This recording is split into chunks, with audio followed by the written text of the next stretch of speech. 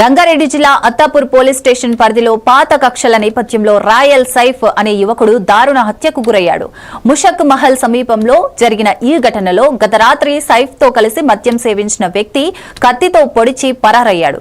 రక్తపు మడుగులో పడి ఉన్న సైఫ్ ను గమనించిన స్థానికులు పోలీసులకు సమాచారం అందించగా పోలీసులు అతన్ని ఆసుపత్రికి తరలించారు. అయితే అప్పటికే వైద్యులు సైఫ్ మృతి చెందినట్లు నిర్ధారించారు. కేసు నమోదు చేసిన అత్తాపూర్ పోలీసులు హత్యపై దర్యాప్తు చేస్తున్నారు.